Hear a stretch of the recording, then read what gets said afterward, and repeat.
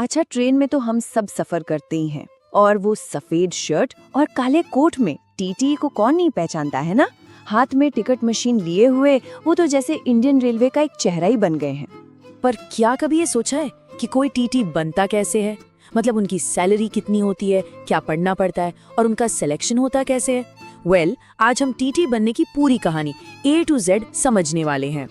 ठीक है, तो देखिए, इस पूरे सफर को हमने कुछ हिस्सों में बांटा है।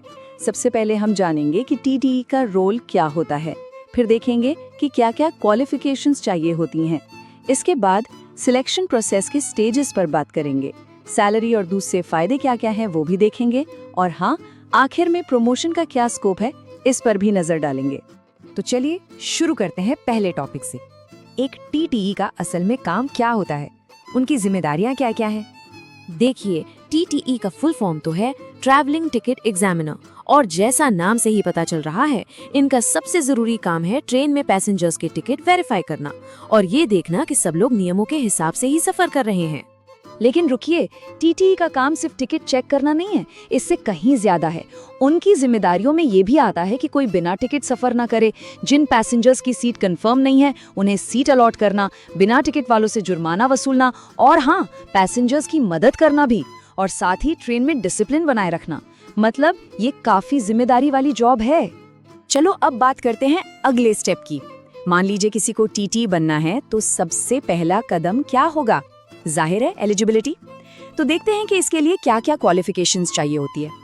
तो देखिए, टीटीई बनने के लिए कम से कम 12th पास होना जरूरी है, या फिर ग्रेजुएशन की डिग्री भी चलेगी। उम्र की बात करें तो ये 18 से 30 साल के बीच होनी चाहिए। हाँ, एक जरूरी बात, SC, ST और OBC कैटेगरी के कैंडिडेट्स को उम्र में कुछ छूट भी मिलती है। अच्छा, अगर कोई एलिजिबल है तो फिर अगला स्टेप क्या है? अगला स्टेप है सिलेक्शन प्रोसेस। आइए समझते हैं कि टीटीई बनने के लिए किस किस पड़ाव से गुजरना पड़ता है। तो टीटीई की जो भर्ती है वो रेलवे रिक्रूटमेंट बोर्ड, जिसे हम RRB कहते हैं, वो कंडक्ट कराता है। और ये जो पोस्ट है ना, ये आमतौर पर RRB NTPC एग्जाम के अंडर आती है। ये रेलवे का एक बहुत ही जाना माना और इम्पोर्टेंट एग्जाम है। पूरा सिलेक्शन प्रोसेस 4 स्टेजेस में बटा होता है। सबसे पहले होता है CBT स्टेज 1। ये एक कंप्यूटर बेस्ड टेस्ट है। जो इसे क्लियर कर लेते हैं वो जाते हैं CBT स्टेज 2 में।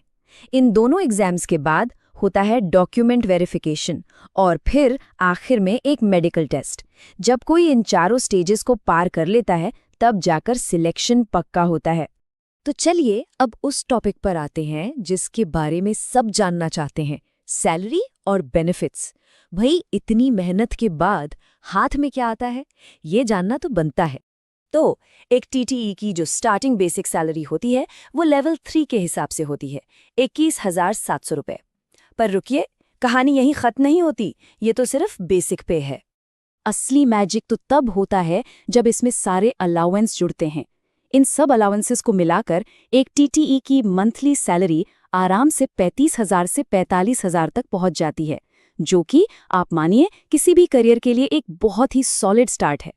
और बात सिर्फ सैलरी तक ही नहीं है, इंडियन रेलवेज इसके अलावा भी कई बेहतरीन सुविधाएं देती है, जैसे फ्री ट्रैवल पास, पूरी फैमिली के लिए मेडिकल फैसिलिटी, पेंशन स्कीम, और तो और रहने के लिए रेलवे क्वार्टर्स भी मिलते हैं।